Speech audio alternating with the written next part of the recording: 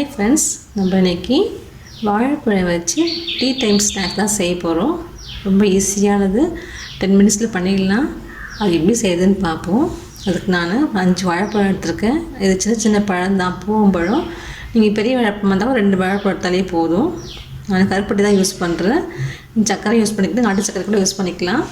இல்லை கருப்பட்டி இருந்தாலும் கருப்பட்டி நான் யூஸ் பண்ணுறேன். இது நல்லதும் கூட, அதனால அதை யூஸ் பண்ணுறேன். 1 கப் கோதுமை மாவு எடுத்துருக்கேன். கொஞ்சமாக தேங்காய் துருவி எடுத்துருக்கேன். ஒரு 1/2 ஸ்பூன் ஏலக்காய் பொடி பண்ணி வச்சுருக்கேன். இப்போ நம்ம ஃபஸ்ட்டு வாழைப்பழத்தை அரைச்சிக்கலாம்.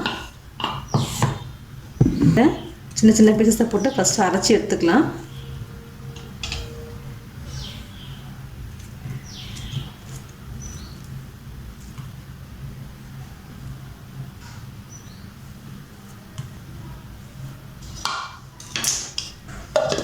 ஃபஸ்ட்டு இதை அரைச்சி எடுத்துப்போம்.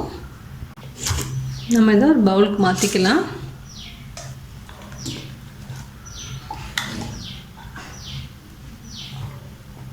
நம்ம இப்போ இதில் கோதுமை மாவை ஆட் பண்ணிப்போம். நம்ம தேங்காய் துருவோடையும் இதில் ஆட் பண்ணிக்கலாம். ஏலக்காய் பொடியும் நம்ம இதில் போட்டுக்கலாம். மேற்கனவே பழத்தில் நல்லா ஸ்வீட் இருக்கும். நீங்கள் ஸ்வீட் பார்த்துட்டு கொஞ்சம் கொஞ்சமாக ஆட் பண்ணிப்போம்.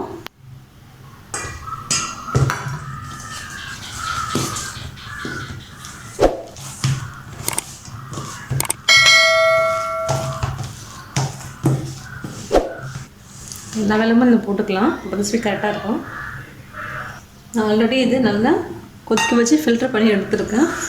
அந்த வெல்லத்தில் மண்ணெலாம் இருக்கும், அதனால் ஏற்கனவே நான் ஃபில்ட்ரு பண்ணி எடுத்து வச்சுருக்கிறது தான்.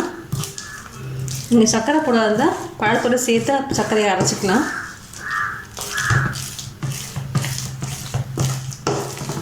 கொஞ்சமாக நம்ம தண்ணி ஆட் பண்ணிக்கலாம். நம்ம எடுத்து ஊற்றுறதுக்கு ஏற்றாலும் கொஞ்சமாக தண்ணி ஆட் பண்ணிப்போம். ரொம்ப வேண்டாம், கொஞ்சமாக ஆட் பண்ணிப்போம்.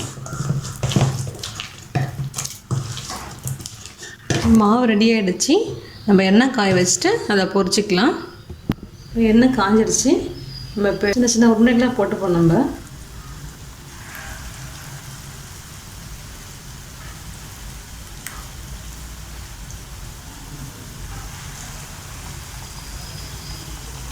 நீங்கள் பனியார கல்லுனா கூட அதில் கூட போட்டு சுட்டுக்கலாம், நல்லாயிருக்கும். நல்லா வேகட்டும். அது அடுப்பு ஸ்லிம்மில் வச்சுக்கோங்க. நான் உள்ளே நமக்கு வெந்து வரணும் மாவு.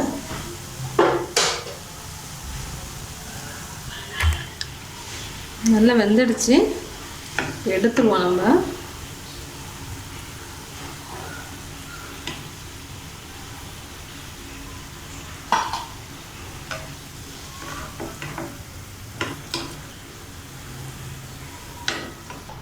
நம்ம இதே மாதிரியே எல்லாமே போட்டு பொரிச்சு எடுத்துக்கலாம்.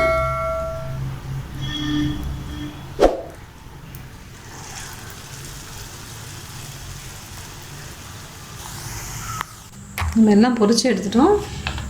ரொம்ப ஈஸி, 10 நிமிஷத்தில் செஞ்சிடலாம். உடம்புக்கு நல்லதும் கூட. நம்ம வாழைப்பழம், தேங்காய், கருப்பட்டி தான் போட்டிருக்கோம். நம்ம வீட்டிலேயே செஞ்சு ரெசிபி தான் இது. நீங்களும் செஞ்சு பாருங்கள். ஒரு கமெண்ட் சொல்லுங்கள். தேங்க்யூ.